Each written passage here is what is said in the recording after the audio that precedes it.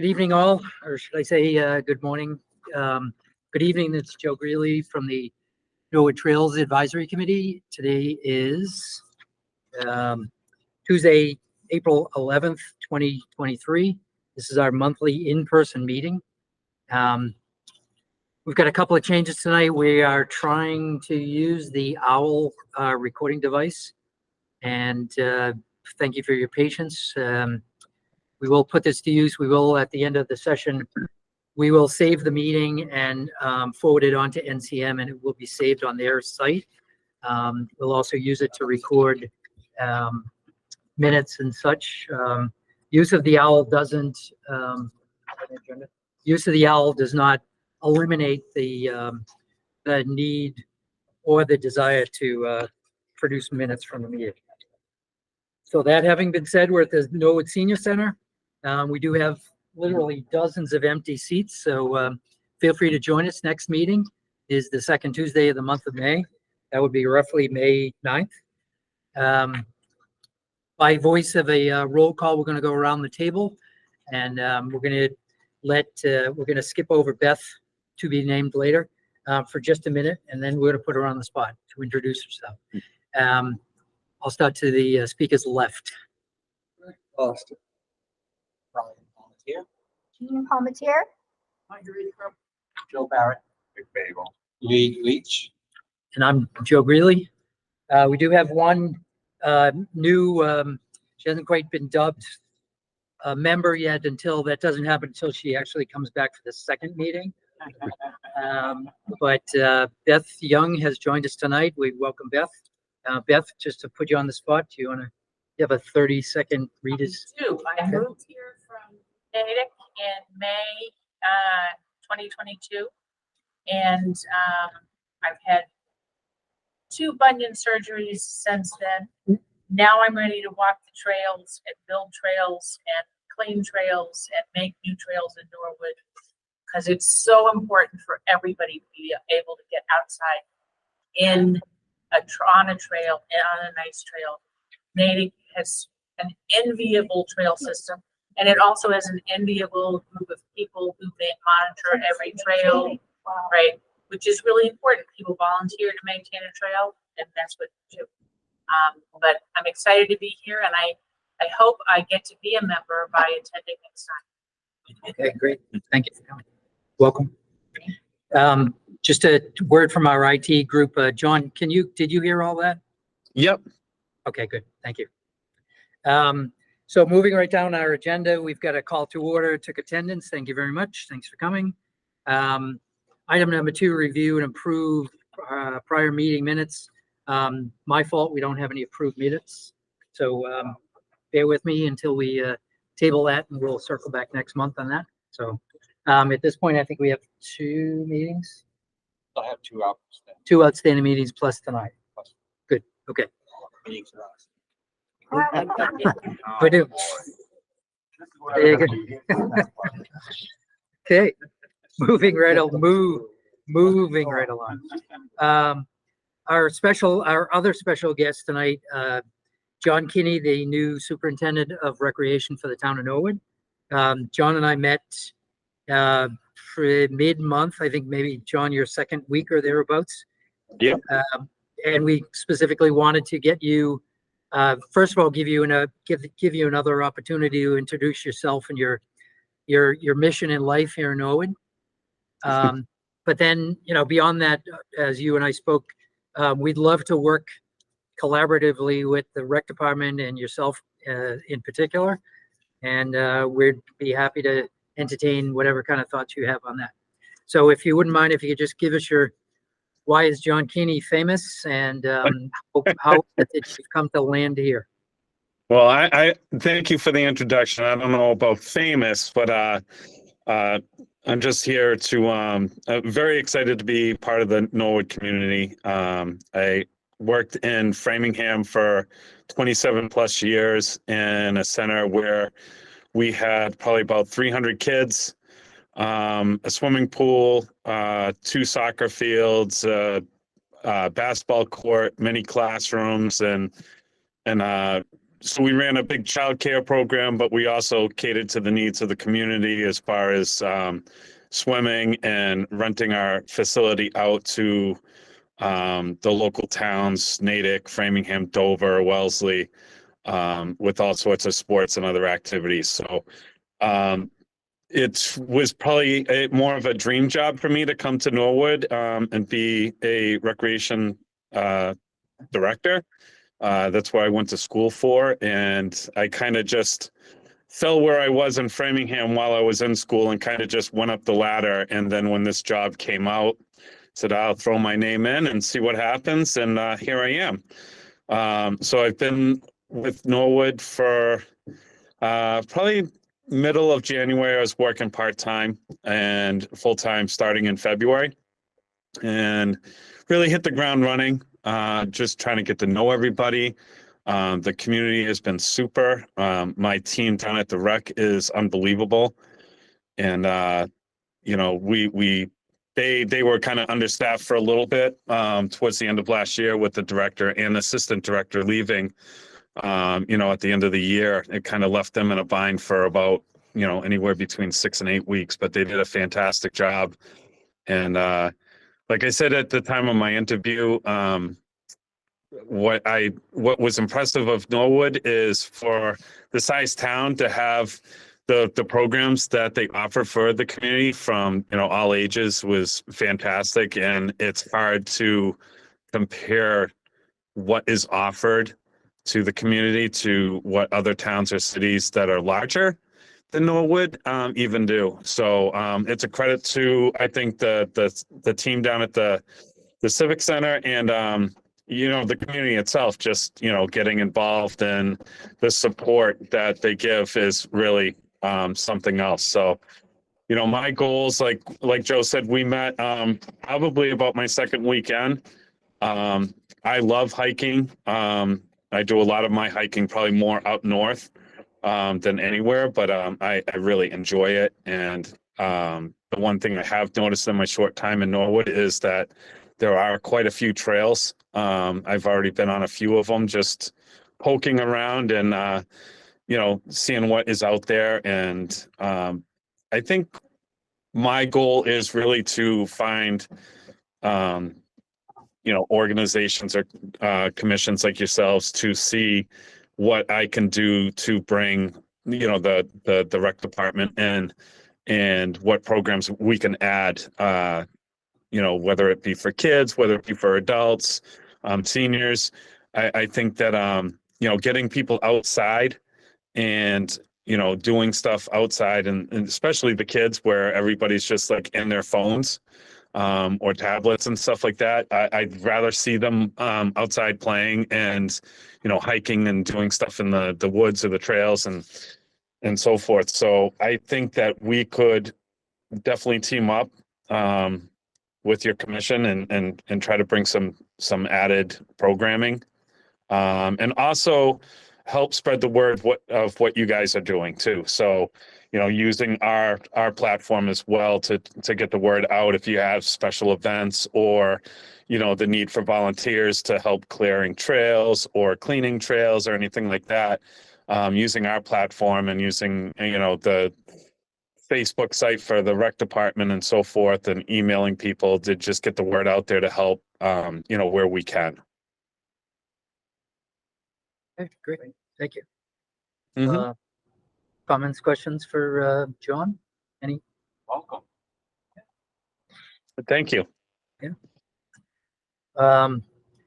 One of the couple of the things that are coming up, John, I know when you and I met, we were focused on the kind of the big picture items like Earth Day and Norwood Day in September. Yeah. We've got events we'll talk about coming up next on the agenda.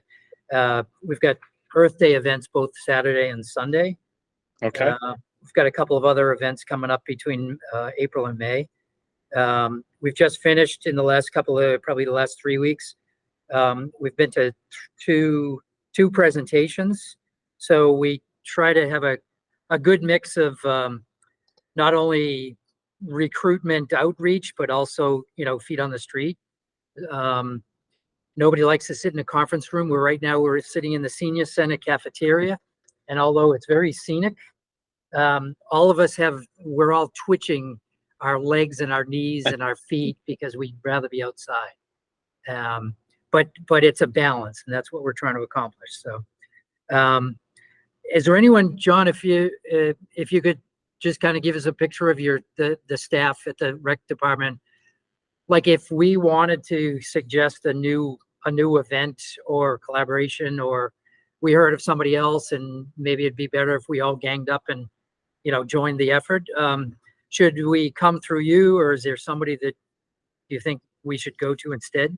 I think you can come through me or Sam White. We just promoted, who is our program coordinator. We have promoted him to assistant director, and we're actually tomorrow starting to look for a new program coordinator. We have 4 interviews tomorrow, so we're hoping to have our team in 100% together very soon, which would be nice, especially with the bigger events for us coming up with like Norwood Day and 4th of July and all that stuff, and summer camp. So we're really trying to get our team completed really quick. So but going to myself or Sam for now, that's fine. And then if the program coordinator at the time when we hire him or her, and if that's a better fit, then we'll look at that at that point.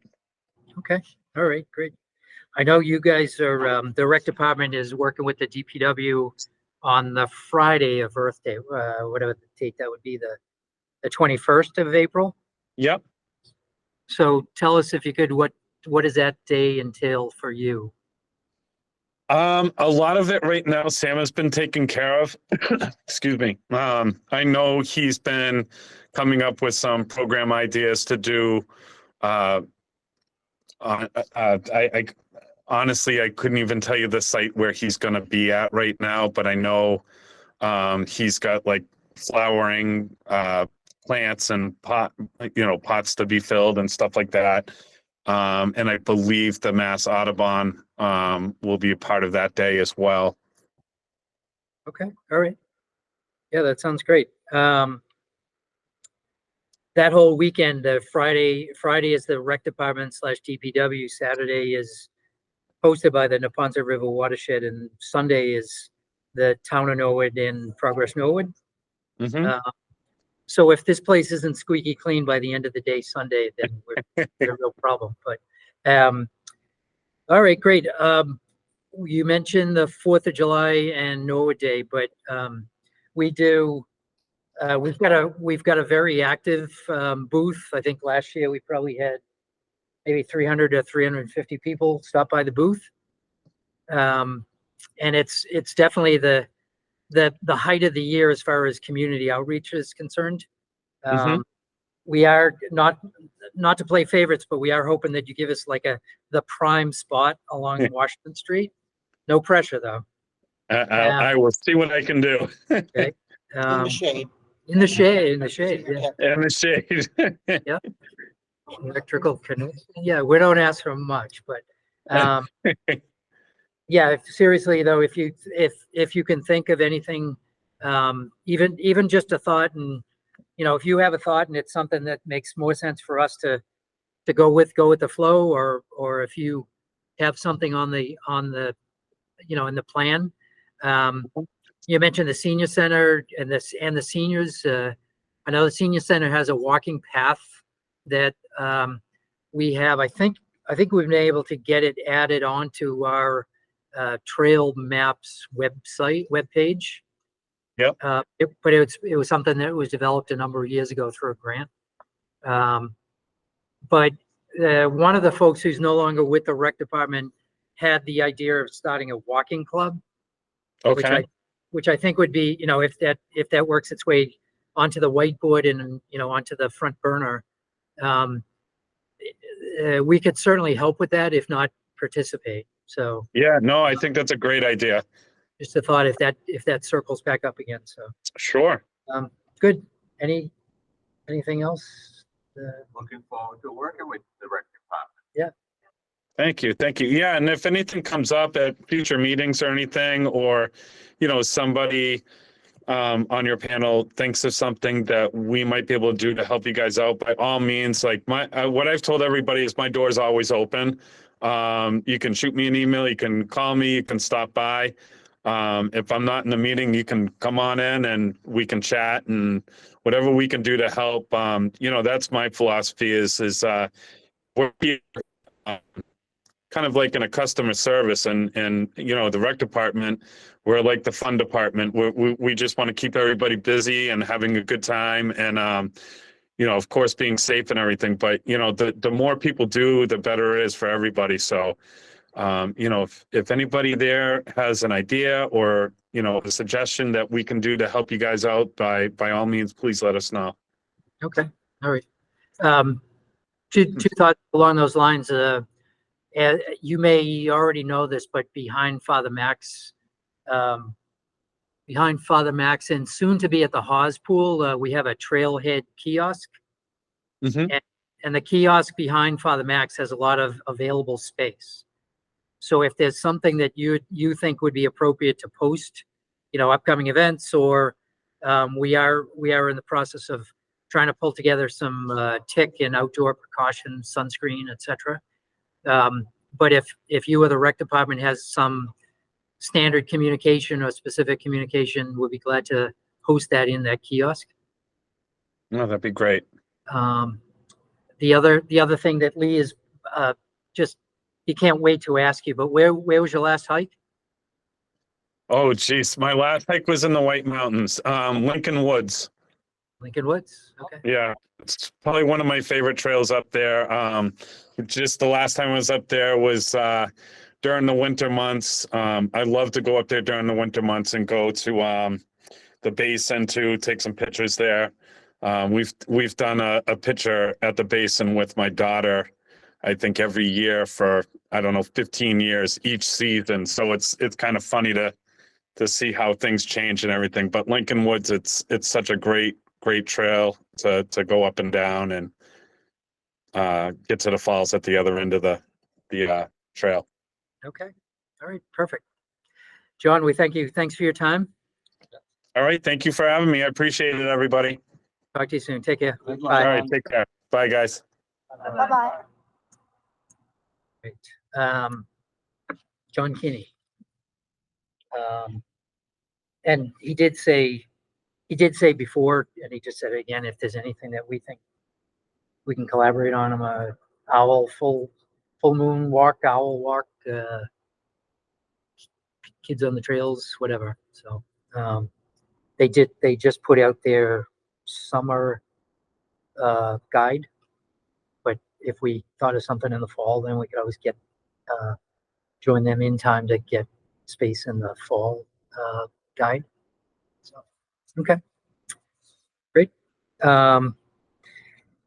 So I just I've already kind of ruined the surprise on Earth Day weekend, Saturday the 22nd and Sunday the 23rd. So the 22nd, April 22nd, is being hosted by Neponset River Watershed Association, and the cleanup will be a cleanup / invasive vine removal at the Cooper Park. So we're going to meet at 9 o'clock at the Haas Pool in that parking area, and we're going to walk across the street. That'll be at 9 a.m. to, I think 9 a.m. to 11:45 or noon. I believe all the slots, they do try to set a standard for attendance, and I think all the slots on that event are filled. But you could certainly email us at the Trails at the Trails email address, and if there are vacancies, then we can certainly get in touch with you.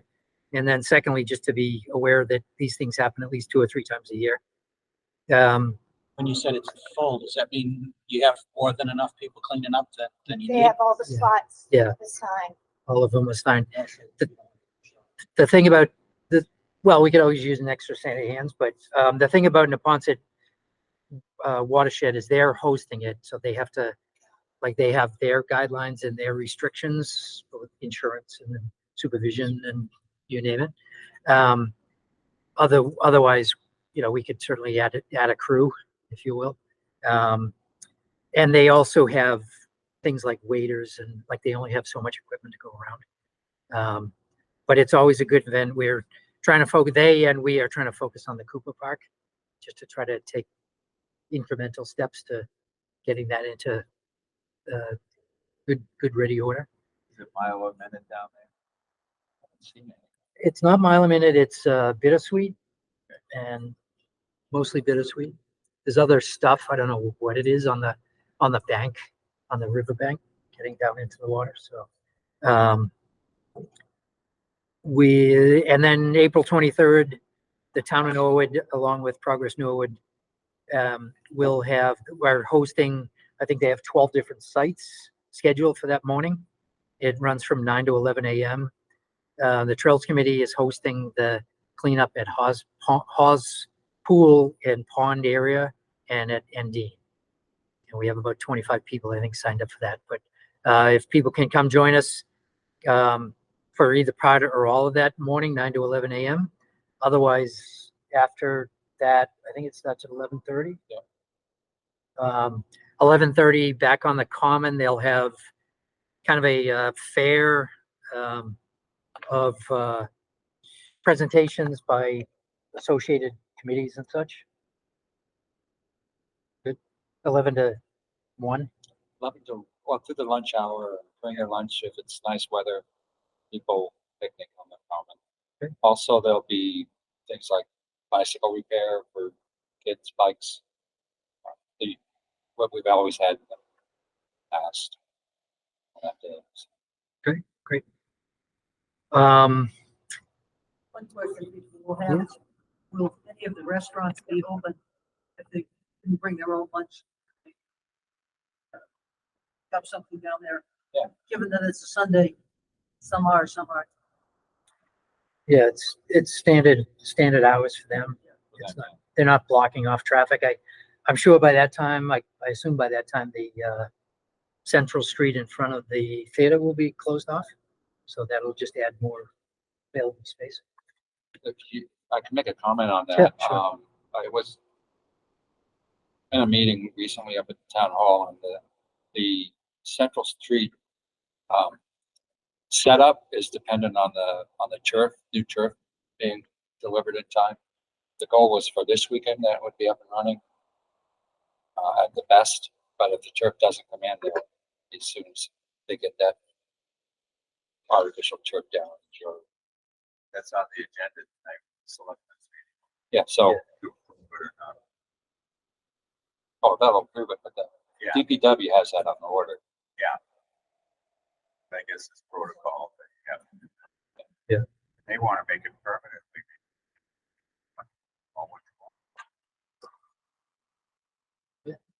Good.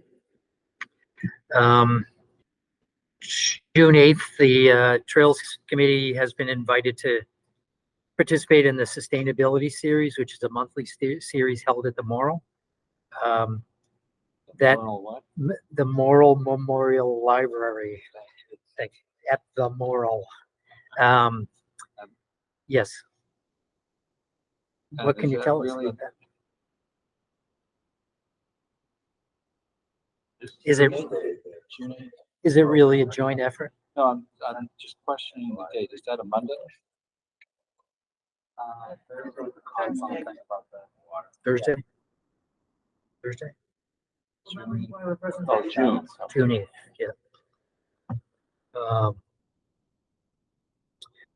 And so that's still to be determined, but if anybody wants to present that at that event, What is our? To the To participate. that particular day, I think that we're handing out maps, so we do presentations. We're standing around looking like we might know something about fun stuff. some of us are really good at that last part, but No, we yeah. practiced last night. Yeah. We did. Yeah, basically. Good job practicing. So yeah, it'll be a presentation with maps and handouts, and so far we've had enough of a conversation that's going to be a joint effort between the Conservation Commission slash conservation agent and the trail. That's June 8th on the calendar. The Adopt a Trail program. We've had that tabled for a couple of meetings, and I'm going to ask that we could table it again. Only because we've got 1,000 things to go over here. Craig has updated most of the maps. Do you want to give us a quick 6 out of 6? The present ones, yeah. Tell us about, speak to us about maps. Well, I sent them in 2 weeks ago and didn't, I assume they were sufficient, didn't hear any further corrections, so. Those are all updated. The maps, some of them have existed for a few years now. It was time to start bringing them together into a similar style. And releasing well, that one's been out for a month, a year. The latest one is the Ellis Playground. And,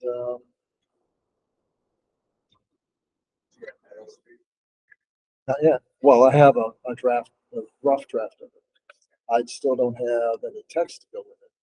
So I don't have any brochure material. But, yeah. On that street that is a bypass of part of the Green Trail where it floods. That little bypass, it's pretty important because last time I went. So why would there be a bypass? Water I was gonna say it. Bypass Pretty where? on the Green Trail, when you're coming in the Green Trail, you know where the Norwood sign is? It probably says no shooting. It cuts it right there. It just goes up about 40 yards. It comes back onto the Green Trail. So it's a high water pipe. Yes. There's the red trail. Is it the red trail that bypasses the green trail too?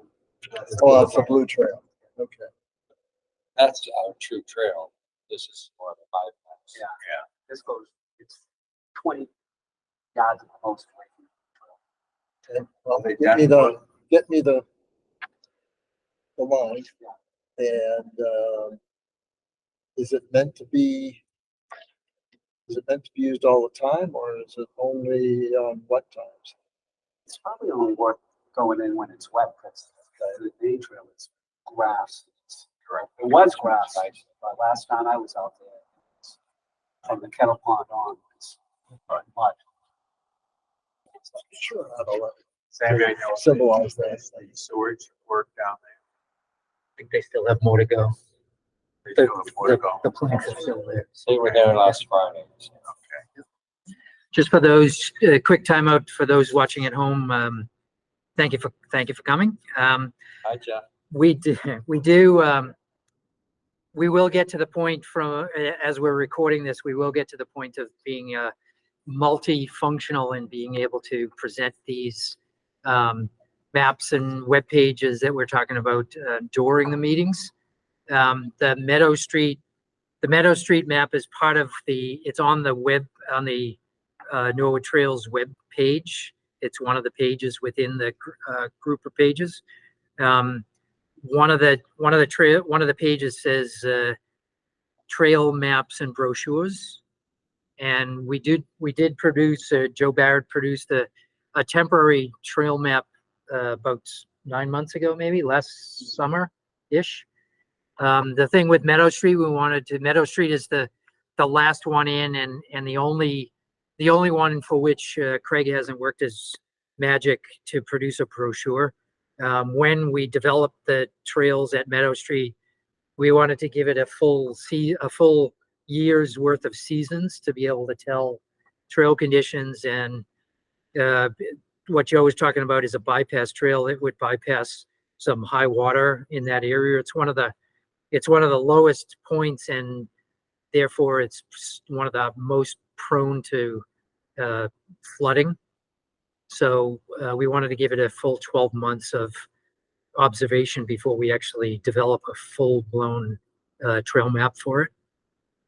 But that temporary trail map is on our webpage. And within the next maybe 6 months, 3 to 6 months, we'll put together a brochure for that once we confirm the trails that we want to recommend. So,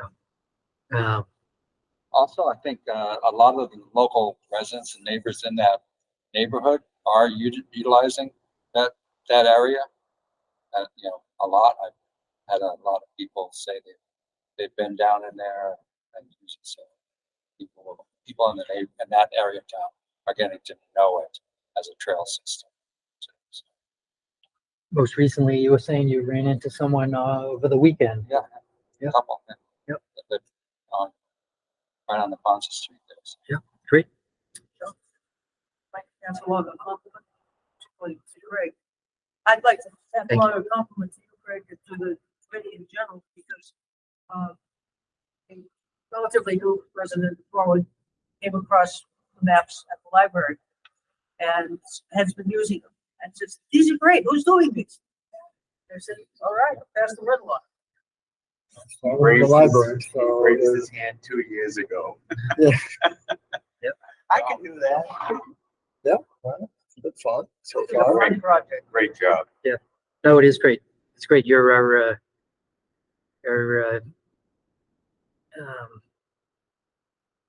man on the street as far as mapping is concerned. So thank you. A lot of people have them downloaded onto a phone or device in some way and save some paper, but they are very easy to read. We just did a reprint of the Elvis Playground. That was for last night, I think, right? But primarily, we wanted to make sure we had enough on hand. They're now available at all the usual places. Great.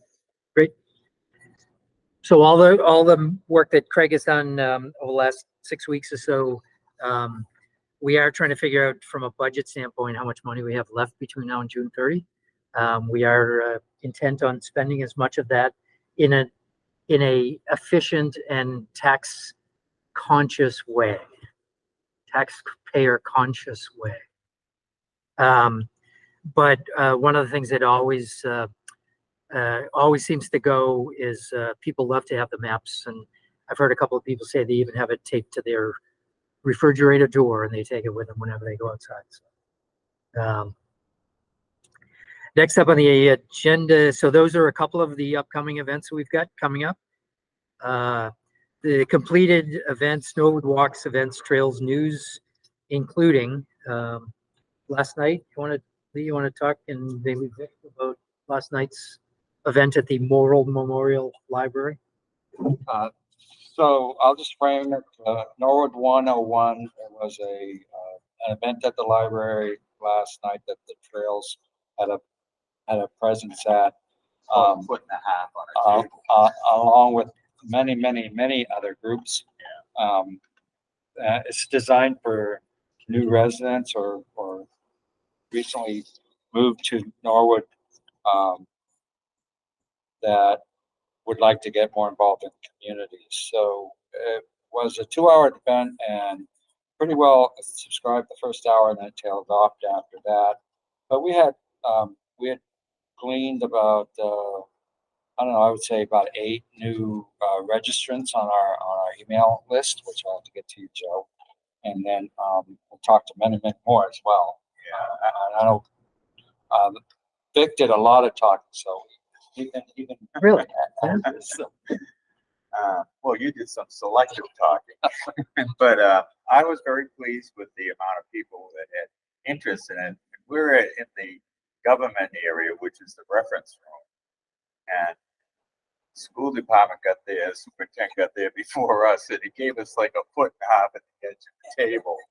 But we were much busier than anybody in there, because we had you there, oh, right. myself, Chris, And Chris Paddock was and there there was a too. lot of interest. There was a lot of new people that were new to the town. Where were you? She's not new enough. I know, not new enough. But all in all, I thought it was very nice, and we had the brochures, and they all loved the brochures that they produced. And it was nice to walk around and visit all the other booths, make them more aware of the Trails Committee. And so all in all, I thought it was a very successful night. Can we do it again? Should we do it again? Yeah, Oh, definitely. definitely. And it's good practice, and, you know, we've got pretty much a standard, package, if you will, the table, brochures, maps, easel, et cetera. The only thing, Stickers, the only stickers. thing I would say is, library may not be the best place because we have, what, 50 booths, 100 booths, whatever. Well, before it was even gonna start, it was in a spot anywhere in the vicinity of the library for parking. Very difficult to park. So maybe junior high south, junior high north, here, who knows, but, it was frustrating for some people not to be able to find a parking space close enough. But, other than that, I thought it was run very well, and there was a lot of enthusiasm, not only in our booth, but, all the other booths too. They were all enthusiastic. And matter of fact, we had one person come into the reference library and said, "What's wrong?" I said, "What? There's all those policemen there." The police and fire department were Yeah, represented. you know, because they had a booth for to meet people, and they were busy too. And a lot of kids came up to the police and introduced themselves. All in all, it was a great thing, I thought.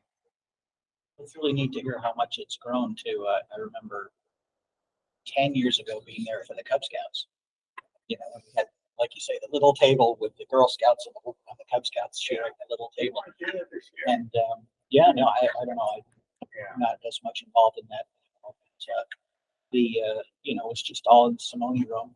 Yeah. All squeezed in there. Oh, it was downstairs, the reference room, Simone room. Also, really, so that was Yeah. All over. So, All the Upstairs. public areas. yeah, everything Every was squeezed in the public Simone room. But there were only, I don't know, 6 or 7 tables all together with maybe 20 groups represented way back this maybe a decade ago. So Yeah.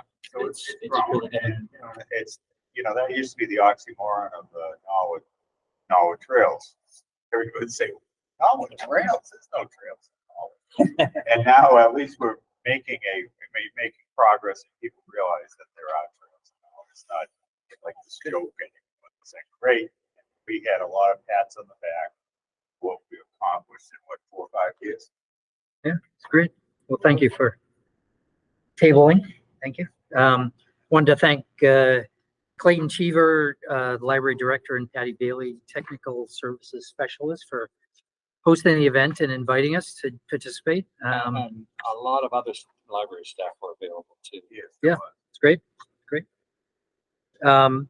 Another event that we participated in the month of March, we were invited by Brian Riley, the principal at the Prescott School, to participate in the Prescott School's STEM evening. Another one, they probably had 30 tables, 25 to 30 tables of, some were town committees, some of the tables were hosted by the staff and the faculty at the Prescott, which I thought was pretty cool, pretty interesting that they would not only give their time during the day, but participate to try to help foster the learning process that much further. But thank you to Brian and your entire staff. Craig, Craig Lee, Chris Paddock, So and, Greeley, and that guy Greeley was there. Craig, you want to tell us a little bit Sure. about So backing up a little bit for those out there who don't know what STEM is. STEM stands for science, technology, engineering, and mathematics. And it is a focus to promote some of the subjects of science and technology to younger grades so that they grow up and be engineers and scientists in the future. So the program is slanted toward the science and engineering, although it was interesting to see the different things that were presented there. And there are different groups. I don't remember all of them. Norwood's robotics team from the high school was there in the gymnasium. And I didn't get to see them, but I assume they demonstrated how their robots were working. There was a scientist making slime or I guess it's Some just polymer. called slime. Yeah. The kids love that. We had a table, pretty much a whole table, and laid out the maps and various other things. Some things Chris brought, like skulls and other natural things. And he stayed there an hour and a half, roughly. So on the whole, well-attended event. There were lots of kids. I think we need to think about a slightly different way of just what to display, because it seemed like kids were all about activities and all about getting slime or whatever else, and we weren't giving away anything of that would be of interest to kids. So if we do it again, I recommend we do. We think about maybe some kind of activity. I'm not sure what. Some kind of, we hide things or place things around the school and have kids find it and mark them on a sheet. I don't know. It's sort of a scavenger hunt. Yeah. Yep, lots of parents. And we talked with several more adults, I think, than kids, although some came around. Yes, Rick, you brought the water sampling Yeah. kits. So some people were interested in finding out more about that. Yeah, I sample monthly for Little Ponds River Watershed Association at a location in Norwood. So, I've done that for many years, and it's something that is used. I simply sample the water. They do all the hard work and sending it to the labs to get tested, and they look for certain parameters, and that gets used in, for instance, the report that card that's coming out in June about the health of the river. Yeah, well, thank you for coming and everyone who helped to make that event. You're right, though. I think we need to be more focused. There wasn't a lot of guidance, and/or there was the first time we were asked to participate. So if we could like have some general information, but then have some specific, whether it's water sampling or the water gauge that you and I talked about before that event, just to try to figure if that was something that we could present to the town. Holly Jones has identified, I don't know if she mentioned that to you, but the first official vernal pool in Norwood. So within the last 2 weeks, I can't tell you exactly where it is. But within That's new. you'll have to find it, but That's new. Meadow Street? It is not on Meadow Street. Is it? I'm sorry? It is on one of the trails. Which map do we have to? Oh, there's only seven. So let's see, alphabetically. So that, all right, stop trying to guess. You're not gonna guess. Come on. All right, so yeah, but that's just one more thing that, is of interest, and that just speaks to the collaboration that we could do with pretty much any committee or town department. We could work well with others. We could work well with the DPW or the rec department, with John and Concom, and pretty much anybody. But to the point of the Prescott, and I think this'll. We were actually across the room from the sustainability committee, so there's another group that we could partner with. But I think if anything, this will just kind of build momentum and become more of a thing in town. So when Norwood Day first started, it wasn't as exciting and action-packed as it is, and just every year it just kept growing and growing. So I think this might be something that continues to grow as well. So. Yeah, and as a matter of fact, at the meeting last night, I talked to the Garden Club, and I said, wouldn't it be nice if we had the entrance to the trails, had a nice little section that you guys take care of. And, so they were pretty receptive. And then we shared the table not only with the superintendent of schools, but a woman that was in charge of the early childhood. Was that? Marie? Yeah, and she wants to do something with the trails. She was very excited about because she's done pumpkin thing and the candles and all down the halls. To find the bear. and Yeah, those two- so she was Yeah. very receptive to doing something with us. So we made more connections. Connections are good. I'm gonna just kind of combine these next two things. Joe, if you would mind, if you could give us an update on University Ave and Meadow Street conditions. University Ave is not as, doesn't have the problems that Meadow Street has. It doesn't flood as regularly and it's high. But it's not to say that it's not low and it's not to say it doesn't flood. But the last time I went out there, it was so much drier than Meadow Street. A couple of trenches that were muddy, but outside of that, it was pretty good. There's a couple of boards down there I'd like to rescue if I get somebody to come out with at some point.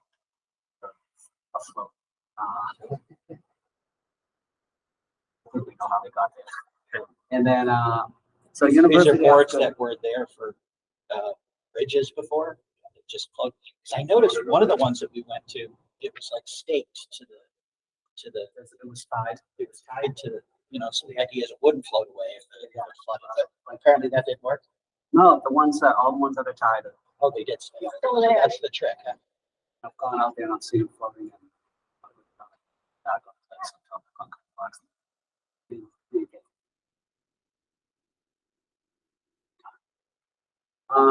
But that's it. University Ave's good. There's one section that Chris and I kind of cut through some thorns. We've got about halfway through. I'd like to get down there at some point to just finish off that list. It's about 25 yards left to go. About 25 yards. So anytime it clicks free, let me know. I'm usually available. That's it for University. Meadow Street was pretty good. I did take a walk down there with one of the folks from NEPRA, another town meeting member, Jerry Hopcroft. Actually slid at one point on the mud, one of the trenches that was dry all summer. There was no water in it, but it was still muddy, so it's a little slippery. The green trail towards the end, the last half of the green trail was all dry, but damp mud. It's not the nice grass we walk across in the summer. It's black earth. But otherwise, everything was wide open in Meadow Street. Walk on all the trails. The little floating bridge there that's tied off to a tree was 6 inches or more above water. Perfectly in place. Somebody got there probably at the last moment before place. So that was functioning as designed. I'll call it. That's it on Meadow Street. Okay. Give us, I still can't say enough about your use of the Green Lodge water gauge. So can you give us a real quick So Reader's Digest version of what that is and how you use it? Green Lodge is down by the train station, the Amtrak train station down here. University Ave. That's the closest water gauge down street from us. So based on reading that water gauge, we're able to determine what the likely impact is on our trails. Depending upon how dry earth is and the soil is, that's, not to make things slide one way or the other. But if we get an inch of rain in a 24-hour period, the river goes up a foot. Right now we're at 8.5 feet as of 15-minute increments that the gauge database updates. So at 9 feet, we can pretty much get everything. 10 feet's getting a little dicey. 11 feet, there's a lot of places we can get to. The highest it's been in the last few years, it's like 13 feet once a day. All once. But here's the thing, when an inch of rain or 3 inches of rain in a 24-hour period, the river's going to go up 3 feet. And if it stays dry, it goes down about a foot. But it starts to go down faster and faster and faster as the weeks go by. So, like I said, today it's Today's 8.5 feet. It's the lowest it's been in a month, which is good. It's not too long ago. It's really not. In fact, I went out there and flag tide watermarks, which was at 12.5 feet. Power lines down by Danville underwater, Meadow Street, at noon. Bother. But the gauge is a real useful tool. And that's telling Joe, I think at some point we'll be able to publicize on our maps. If the river gauge reads, we can give a link to it, 9 feet, all the trails should be 10 feet. There'll be some restrictions. There's a link we could put on our webpage for people to check the gauge and then they'll be able to tell what trails might be problematic. And not only that, it's a great USGS. It once owned the database, and it's a national database. It's across the whole country. I have an alert sent to my phone every day at whatever threshold I want. So anytime it's over 8 feet, and so yeah, at least one of them telling me that it's the heights. And then when I go and click on it, it's within 15 minutes. So whatever my email says is one thing, but unless I get to it right then and there, it's going to be real high or a little lower. Have a look at it. So it's great. It's instant. It's a great graph. It's And you great can, tool. you can alter the span of time. You can. I'm glad you brought that up. So you can pick your own date ranges.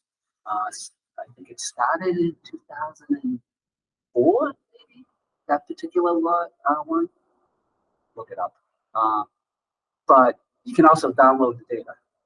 So I've downloaded the last 2 years worth of data and the last 5 years. I'm trying to figure out how I can determine how many days were at 8 feet, how many days were 9 feet, how many were 10, how many were 11, what percentage. So once we know that, come up with a design for any bridges we need to put in, we can aim for one of those numbers. Design bridges at that time. That sounds like an intern. Yeah. So Yeah. I'm trying to do it with a free version of Excel, which is limited. And it's been difficult because the date formats are changing all over the place in the database. Not sure why. But a database person could take that same file and probably just whip up the previous. Yeah, because, I think it's 97 records in the course of a day at 15-minute increments times 24 hours. And, but I really don't care about one. I want one record a day. So I'm going to pick like midnight, 1 o'clock in the morning, 8 at 1 o'clock in the morning, or 9, or 10, or 11. That'll date set that out. That's good enough for our purposes. The crust of the day. Not be all that different. If you do like 3 times a day, it's probably catching it or getting close. For the fluctuation. Do you think the snow this winter affected the water levels adversely or No, positively? I don't, because that's the other thing too. With a click of the button, you can see previous year's water levels. And then I've also done like a 10-year graph, right? And everything's usually between 8 and 10. It's looking to the eyeball. It's 9 o'clock. It's the average. Oh, at 9 o'clock. It's 9 feet. That's the average. So All year round. But if you think of the snowfall or the snowpack, if the snow is moisture, but it releases slowly, right? So it doesn't overspill the river and the tributaries.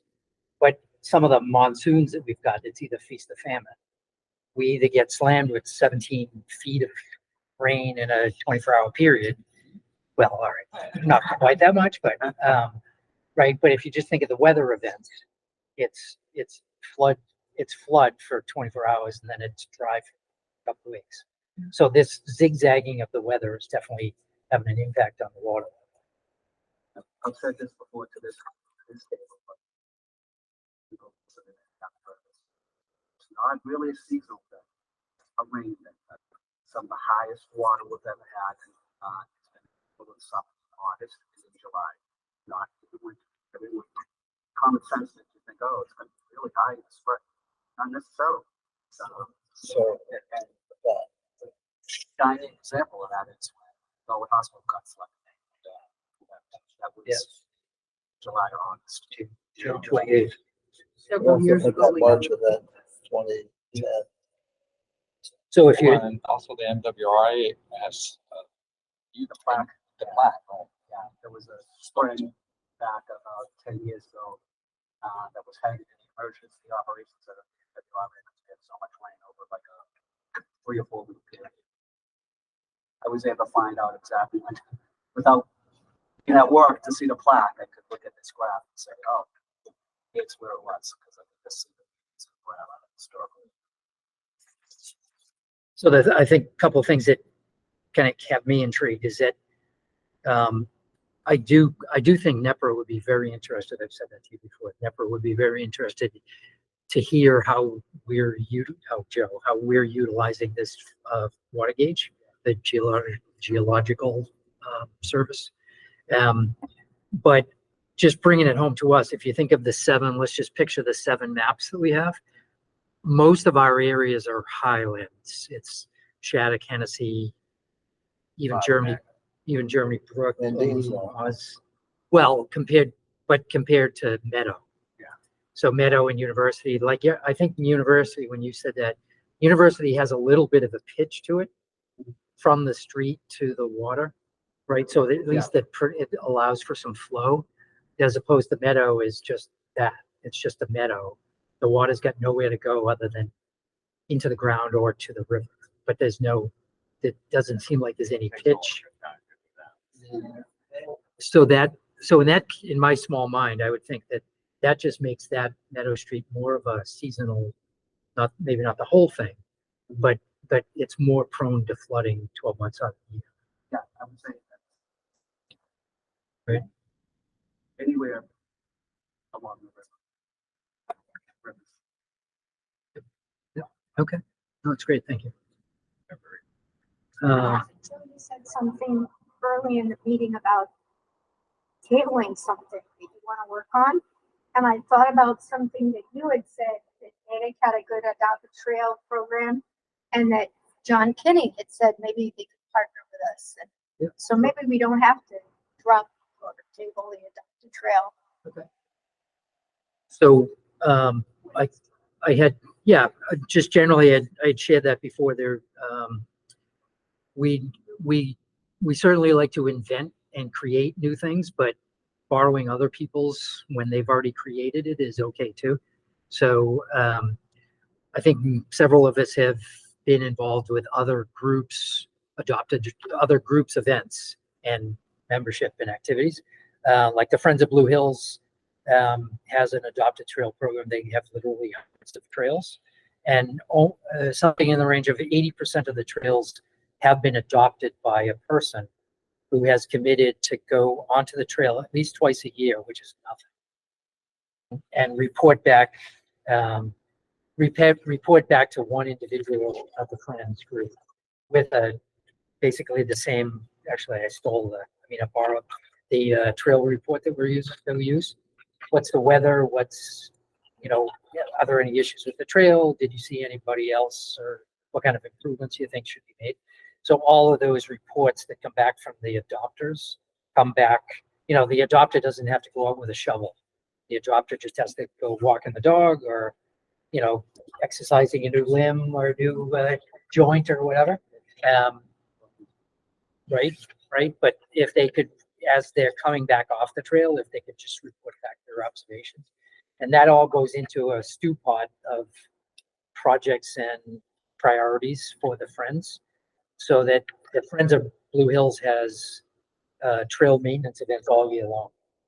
In fact, they just had one last week, and they've got one coming up on birthday weekend. And the where they come up with those projects is those, the culmination of all of those reports back from the ambassadors of the adopters. So, like when we go to Cooper Park next in a couple of weeks, that invasive trail work, invasive vine work, if you will, is a result of reports back to NEPRA that said, hey, we've got a problem and let's try to do something about it. So Then what happens to the reports? We have stacks of reports going back for us or for them? there. I know they have places on their way of processing too. Yep. But to gather all the data, just have it sit there.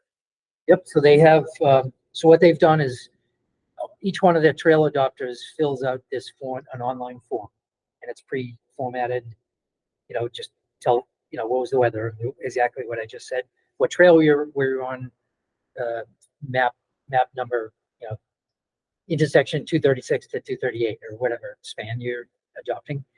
And all that information is fed back into the main database. Like they actually have a supercomputer, Cray supercomputer in the background. They formulate all those. But you can, as a user, like right now, we could dial into the Friends of the Blue Hills site. We could go to the trail maintenance page, and you could identify a specific trail and see all of the trail reports that have come back for the last X amount of years. Years ago, there used to be an IBM slogan. Said, not just data, information. And who's going to make the information out of all of the data? So that's what they do when they funnel those reports back to the Friends of Blue Hills. It funnels back through a committee of 3 people. Somebody actually. And they filter, they read every one of those. They filter it, they prioritize it high, medium, low. And then they'll just say, this is Bob Flagg's area, that has maybe like 30 trails. And then it's up to Bob to say, the next 5 times out, we're going to hit 5 priorities. It's Yeah. actually being used. And that's Yep, really absolutely. important thing. Yep. Would we be looking for corporate responses, Corporate sponsors might be okay. like Or- Charles River Running, because she would love to be able to have it on our trail. Sure. And they could, Maintain it. yeah, and they could, Charlotte, for instance, would be more that she has offered on several occasions to foster that, to recommend that she's got, Charles River has, I think, 3 or 4 different recommended routes. And Endine is one, Shattuck is another one. I think one of the trails goes through Hennessy maybe, but they make available like a 2 mile, 3 mile, 5 mile route every Thursday. Yeah.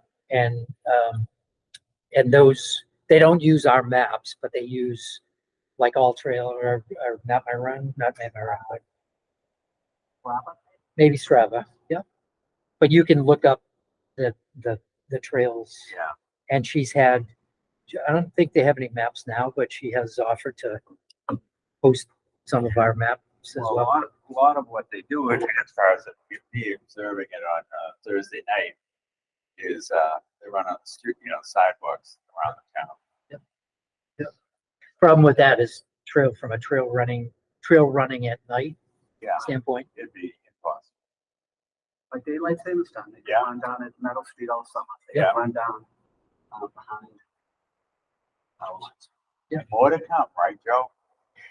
Yeah, the thing about Charles River, and that's just one example, but it's a great example, is they begin and end at the shop, Yes. right? So they wouldn't necessarily want to do Meadow because that just stretches it out into a much longer route.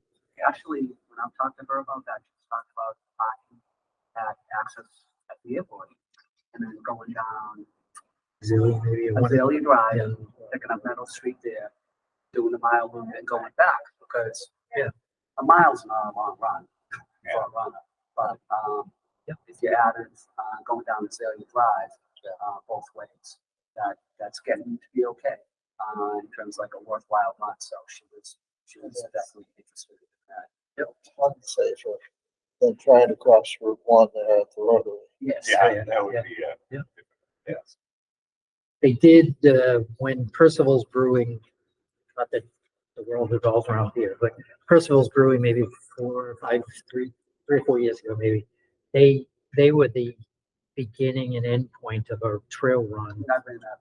through Hawes and ending. So it doesn't. Charles River is great, and they would certainly foster that, but it doesn't have to be, you know, specific to Charles River. It could be anywhere. Right. The auto Yeah. line, Could be the Audubon. all during. All right, I'm gonna see if we can move around here, move away here, move on. Yeah. Marguerite, thank you. Thank you. Thank you. Nice to see you on Thank you. YouTube. Keep going, Marguerite. Can I ask a specific question about Ellis Playground? So at the beginning of the path that goes, which is right across the street from my house, almost. But there are wooden plats to go over the wet ground, and they're not stable. They're not laid flat on the ground. They're very hard to step onto. And Okay. they wobble, and I don't know how to even them out. I would if I could. I mean, strategic things for the Are these the recent Eagles project? Yeah, So the, they're just box bridges. Yeah, okay. So that's the kind of thing, like we're getting periodically, we do get emails and other things about, hey, there's a down tree or whatever the case might be, so we can, we'll go pay a visit. But that's, you know, it's more, the more people we can see something, say something kind of thing, the better.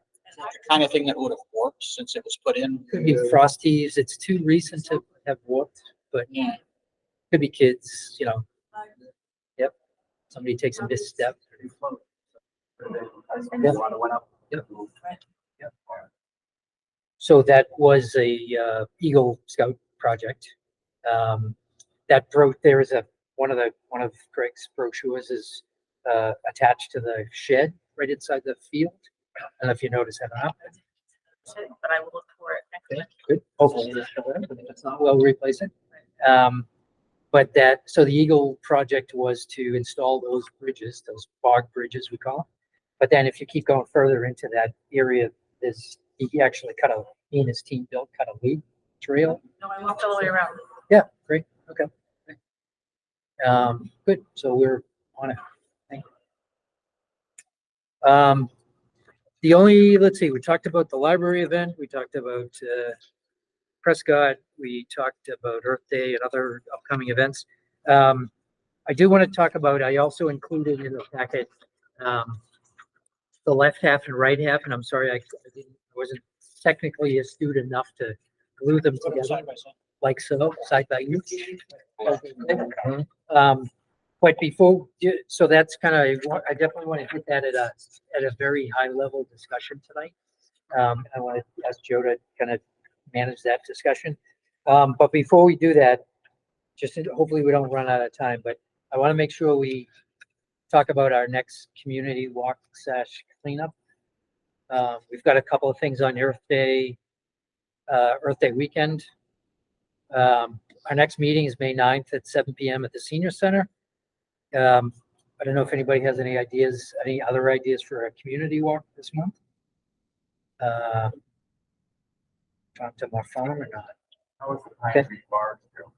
It's good. Well, we could do what we're gonna do with the March one, the owl walk, right?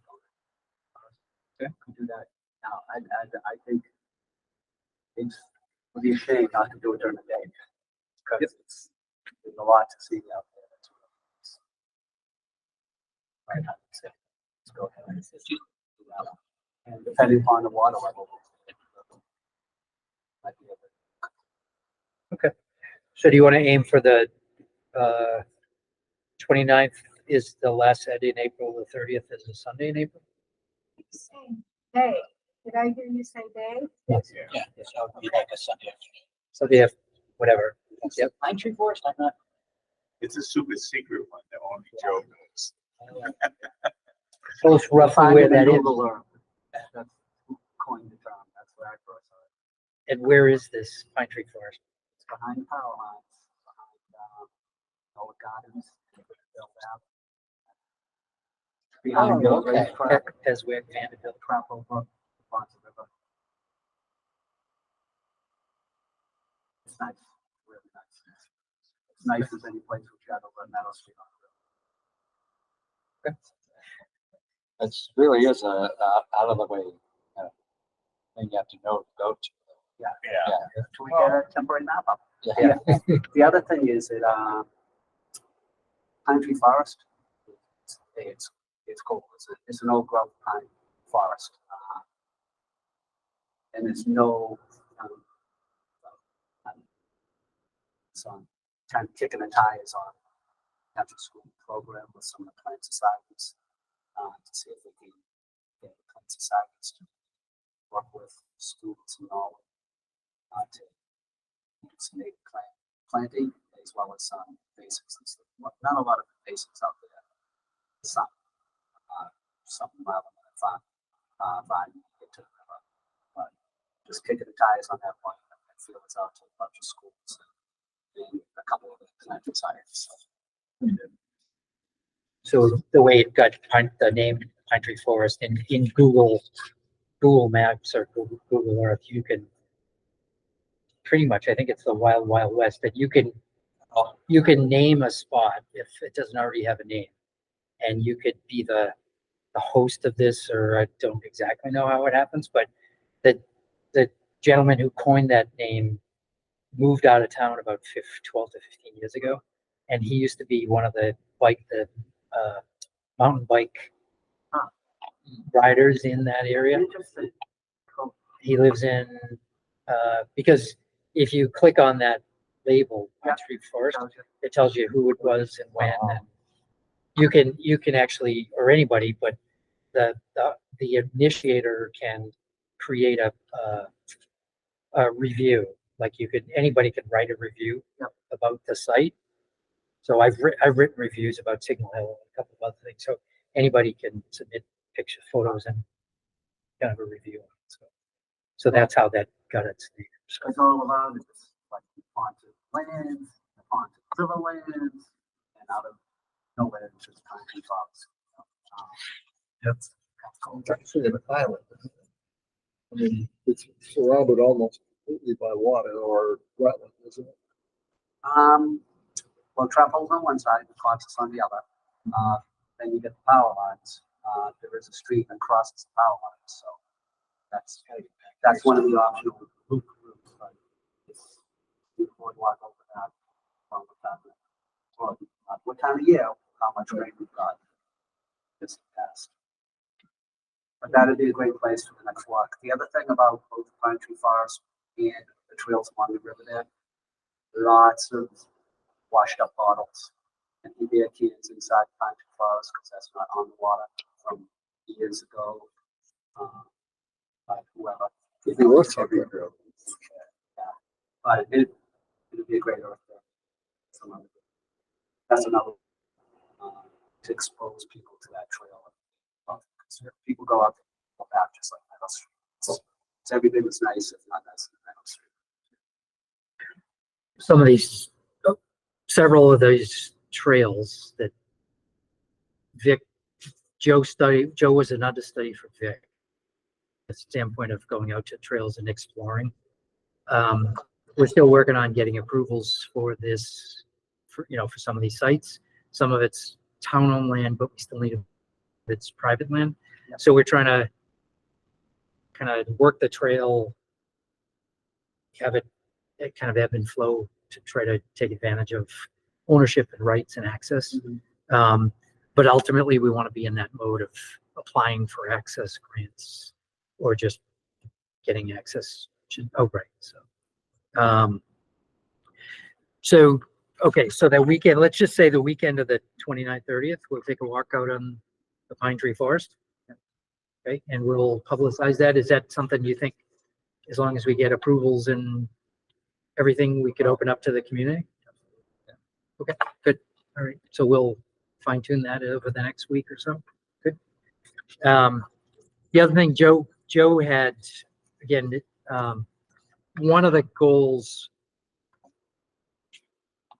part of the mission, if you will, of the Trails Committee is educate people, develop new lands, invite people and host events that get people out into the community and into nature more often. So that's one end of the spectrum of the mission statement is education and outreach. another end of the spectrum is the exploration part of it. So one of the things that we, many of us have been talking about it since 3 to 5 years is the our version of the emerald necklace. So this is theoretical now, but Joe, if you could kind of walk us through what this is, and I did include when I emailed out the agenda, and we will make this available on the website once we post the minutes. This is at this point it's theoretical, but this is another one of our long-term goals. So have at it. Sort of like a maple leaf. Yeah, it's Florida. It's not even a Muslim. Oh, yeah. I don't see the Mustangs. The indigenous term for this area, this land that you know is knowledge. Taiga, which I almost have to speak on. I wonder what's Taiga, Joe, I'm sorry. which is Can you- land Joe, surrounded by water. speak up a little bit. So the land surrounded by water, which becomes knowledge really, it was surrounded by Trappo Brook, Purgatory Brook, Plantingfield Brook, Germany Brook, Oz Brook, and back to Trappo Brook. That's going counterclockwise on these maps. And we have a very developed town. It's not a lot of land, but where there is land, happens to be wetlands. So the good news is we've got some land that is sometimes we have water problems with access. But along all these trails, some of the existing trails that the Trails Committee has been maintaining for years, like along through Father Maxman, everything, headed up to the village, Germany Brook, all those trails. Been there for a while. We have a lot of different strands of this necklace already built. And it's not the ones that are sort of flat. Like Joe said, permissions to say for lawn access, make sure everybody knows about it. It would be about a 20-mile trail all the way around town. So with a minimum amount of roads you have to walk on. Some of it's going to be treacherous walk because it's rocky or loaded streams and drainage ditches, but it's all been identified. So now it's just a question of pushing the goal line. And what was your recommendation on a name of this? The Emerald Necklace or the Tayat Trails? Well, the Emerald Necklace Tayat Trail. So pays homage to Frederick Law Olmsted and the Emerald Necklace in Boston. And Tayat surrounded by water. So, And the Emerald Necklace in Boston has some interruptions also, so it's not a. sure. Vic's walked a lot of the stuff already. He's walked a lot of it. Joe's walked a lot of it. You guys walked certain parts of it. So it's been a dream for a long time. It's kind of jumping into facilitation. Jump in. Or fell in? You did. Just bring your waders. You're all set. He gets the annual weed whacker award. This is neat. I looking at this now, I didn't realize we were that close. And I like the idea that it's 20, Well, that because, 20 just happens to be one of the numbers for the hiking merit badge. You have to do a certain number of 20-mile hikes. So, get the scouts involved in knowing where this is. And then you start getting scouts aware that want to help out, do stuff with it. So I like that idea.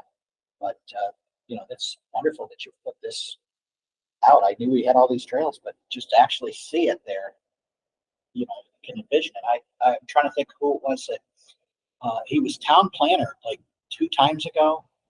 I can't think of the Costello. Steve Costello was the first guy I talked to who talked about the possibility of an emerald necklace in Norwood. And I had no clue what he was talking about. I couldn't imagine because I thought of it as so, you look at it from, on Google Maps, we look very gray. There's like Providence, Boston, and Norwood. They look like parking lots from above, it looks so gray. But to see that we've got all this green is it's very encouraging to see that. So. One of the places that's really dicey, not guess what, it's along Sherman Brook, along Willow Parkway. It's, you can walk along the brook, but it's rock. Lots of rock playing field, kind of walk.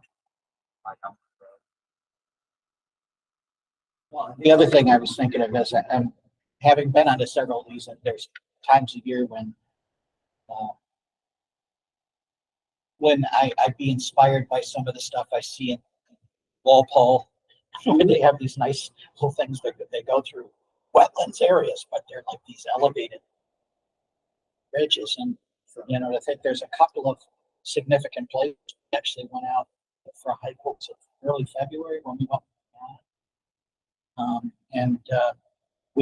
We were coming back on Meadow, going along the fence there, you know, and it's like all of a sudden we have to double all the way back because it's just, you know, a foot of water along the trail.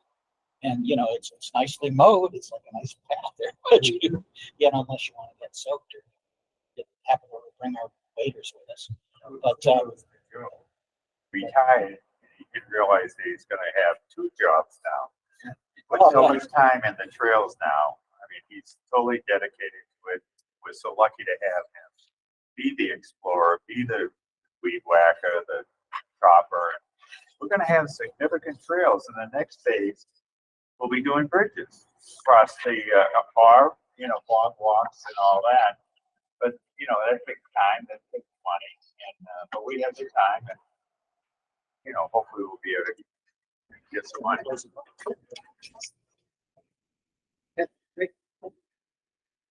Thanks, Joe. It has been a long time. Al Getz is another person that for a long time talked about connecting the dots. Al Getz is the former conservation agent in town. The connecting the dots and putting the trails, combining the trails. There's still a lot of work involved, approvals and footbridges and permissions and collaborations, etc. But like these 20 miles, you know, some of these committees, some of these towns have been like Natick and Framingham. Natick has had a trails committee and a trail effort for 20 or 30 years. Same with Walpole. I think they started in 2002 maybe. So we're still newbies compared to them, but I think we've come a long ways. For Emerald Necklace, that's amazing. That's awesome. I'm in. Well, you've already you've been hired on to be in charge of Ellis and any place else you want to be in charge of. It's now 8:45 p.m. Does anybody we've covered a lot of ground tonight. Thank you. We had a discussion with John Kinney. I think that's the introduction to other big things, good things and big things to come. Talked about Earth Day, a couple of days, Friday, Saturday, and Sunday, Earth Day weekend. Sustainability. We talked a little bit about Adopt a Trail, Craig and the map department. Thank you. Recent events, Norwood 101, Prescott School, University of Meadow Street. Does anybody have, and Beth, I should say Beth joined us, thank you. Anybody have, that's great, yeah. Anybody have any recent activity they want to talk about or other upcoming events that we haven't hit? Joe? So last Friday, I volunteered with Pepper at Swan to build a 120-foot bridge boardwalk, 5 feet wide, 120 feet long. It was a 2-day effort. I asked this in Swan. Dorchester, Quincy, Dorchester. By the gas station, river ends right at the ocean. And there's an old airport. You'd be interested in seeing it. It's an old military World War II, I think it was a naval runway. Yeah. It's at the end runway. It's a great runway. It's all kinds of monuments, talk about all the flights and stuff like that. But in doing that, I learned a lot about how to build these things. And more importantly, it's developed some contacts with NEPRA and somebody from town from NEPRA. I'm hoping very, very much involved. whole process again, build, bridges here. And mentioned that, that was cut it down in terms of applying for money, grants, and designs. It's second nature for them, so, and it's all, most of this is one in the Ponza River, so I think we'll have a very willing participant partnership with them when it comes time to solicit funds and designs for these bridges. So that'll be great. And he did say, like, you gotta chip away at this section first day. And we've got a prioritized list already of we should go first. So that falls on the team. They really swung at it for the sense. Then they won't be seasonal. Well, I think it'll always be seasonal. Well, not seasonal, but water contingent. Yeah. You know, it does go, like I said, at 11 and a half, forget about it. It's not even need a boat to even get to them. So we don't need to engineer bridges that you can't, for a height that you can't get to. But it's doable. And it'll be the majority, you know, like I said, wasn't, today was the lowest I've seen it, I think, of that area, that actually forest area along the river ever. I could get by with lace boots on the real high trench, but I didn't have rubber boots. I mean, I wear rubber boots. Just don't know. But And even bridges that float, that you could like, would rest on the ground when it's dry and. we looked at those, and when I'll take you out there and see how high it can. One of the problems with the floating ones that would sit on the columns like that. Java farms. That- Yeah. Right, they float like a dog almost, like, one of the guys I'm working with on this, civil engineer, because yeah, when you get high, you know, talking and twisting can become a play. You know, depending upon how high you go. You're the one that can survive going underwater. Because again, you're not even going to be able to get to it. So it doesn't matter if it's floated up this high, nobody's going to get there without swimming. So It's more dangerous if it's floating up high, it can float away, you get Yeah. more. That makes sense.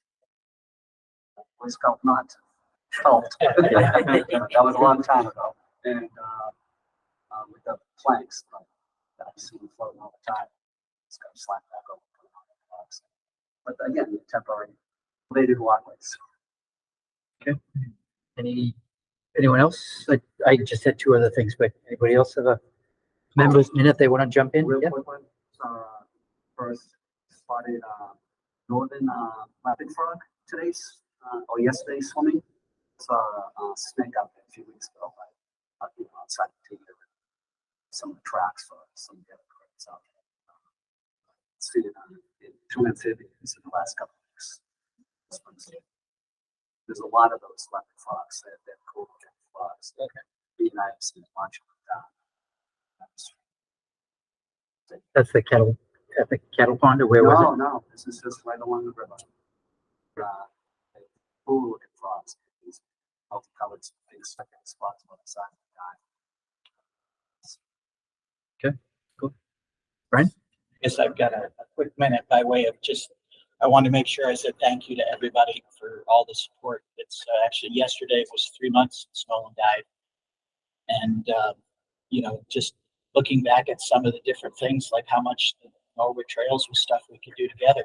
Yeah. You know, not just the hiking on our own, but, you know, yeah, I looked at all of the pictures I have of him at the cleanups, at, you know, blazing trails when we were out doing stuff. And even when there was nothing to chop with the loppers, he thought it was fun to use it like tongs. He would pick up a stick from the middle of the trail and move it off to the side, and learning how to throw stuff off, you know, the trail into the woods. You know, that was just on it. And the reason I wanted to bring it up tonight is we're trying to figure out some sort of a memorial, something that we can do with Nolan. And I think the trails would be a perfect place to do something like that. So, you know, we've got a while before we have to worry about, you know, put your thinking caps on, and we're doing the same thing to try to think of, you know, the trails would be a perfect avenue for doing something to, you know, you talked about the Memorial Library. I was like, that's grieving parents that dedicated a whole library to their daughter. Well, you know, that we'd like to do something, you know, not a library, obviously, but, you know, something that I think trails was a big part of Nolan's life here. And it would be, you know, I think this would be a place to do it, to do something in his memory. So. Thank you. Come on today. If doing some trail clear. Somebody was like taking this stuff off in front of me, like, no. Oh yeah, no, he loved to do that too. He, you It know, was on the ground, it needed to be picked up. yeah, it just didn't belong there. We walked along when my daughter was home. Well, you know, for the funeral, shortly after the funeral and everything, she stayed with us for a little bit, and we went over to Meadow Street. That's what I was telling you. We found that it was kind of wet and everything, but we got to the spot where Nolan and I had trimmed an area. I think it's at the beginning of the Yellow Trail where it goes off the main drag there, and it was like, gee, do we go this way or we go this way around this tree in the middle? And he was like collecting cans to pile up there so we have the litter to take out later. But like, you know, Nolan was like walking both ways. So it's like with Nolan, I was like, oh, if you're coming from this direction, you're going to want to go into the trail this way. If you're coming from this direction, that little triangle was enough for me to just remember Nolan and, you know, that choice we made to have the two different kind of ways of getting it. So, but Thank you. Thanks for sharing not only your time, but also with Nolan and Brianna, that Nolan was he always taught me something. I know, you know, just listening to him and the way he looked at everything, but the way he looked at a trail and walking, and like you said, everything has to be in place, right? And wouldn't it be better if, but you know, I know he taught me it every time we went out together, whether it was a cleanup or just a walk or whatever. You know, at that time at Meadow Street, I think we kept pictures of, like you said, pictures of him on cleanups, and he took a proud spot at the front of every one of those pictures. So thank you for sharing him. I What have, else? and that thing that the trails co-sponsors with Progress Norwood, and I'm trying to think whatever for Halloween. I've got several pictures of him out there. He was an astronaut this year, and because we had the Norwood 150 rocket deck very close to the same time, so and I have him as Woody, you know, from Toy Story and another of his events. He's still with us. Thank you.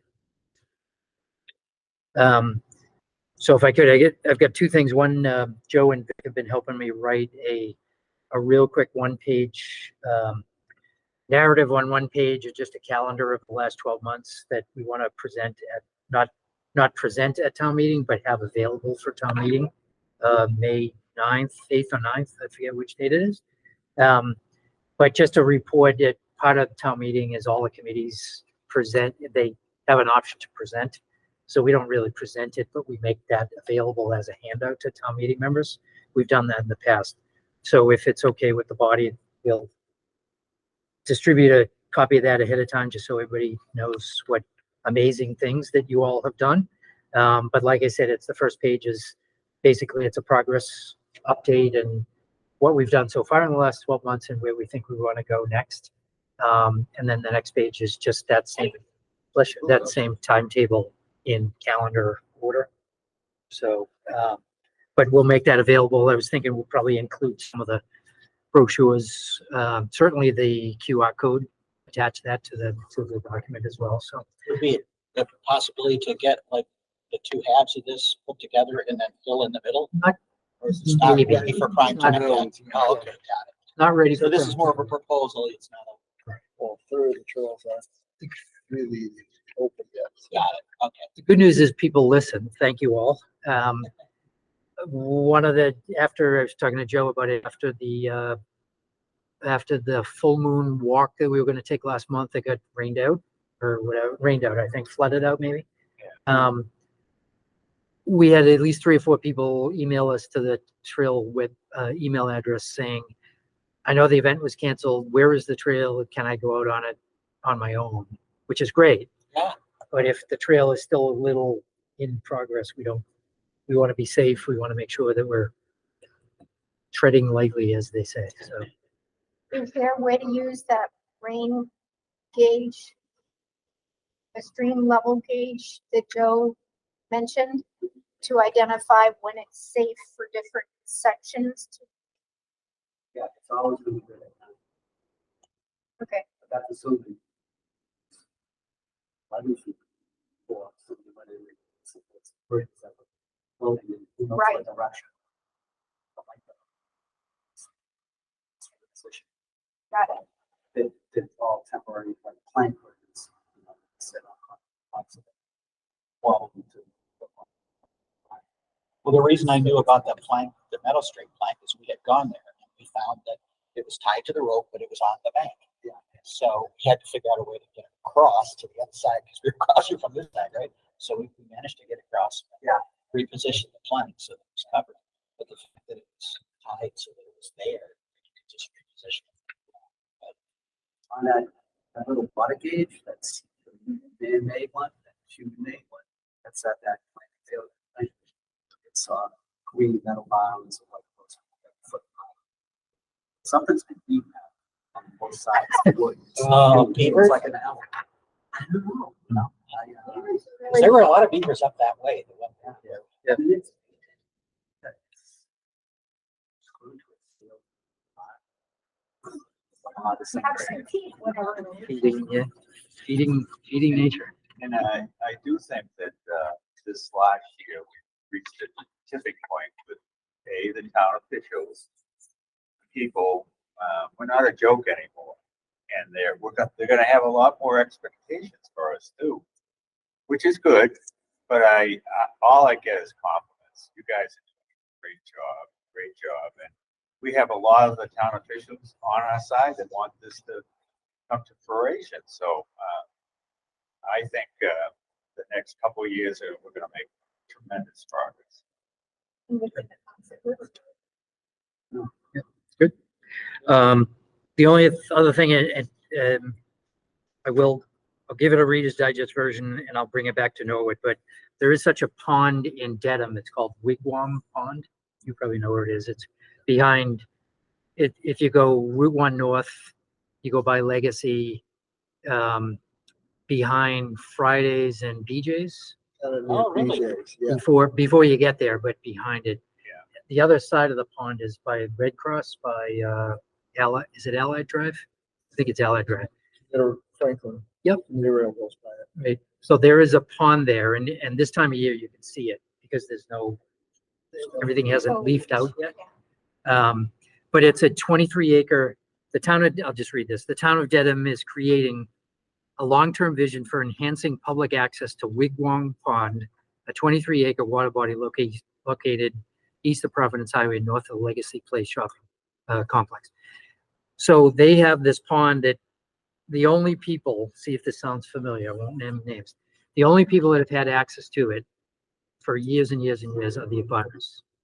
And there's all private ownership Sounds very familiar. and private ownership and overgrowth that you can see it from a distance. If you know the back paths to take, you can put a fishing pole and a fishing line in there, but you can't get access and there's no access. There's no approved access. So, You'd have to go through There's a railroad Stops. private property. well, you'd have to get some kind of allowance to get out there. So it says, so what they're trying to accomplish, they've already had community meeting number 1.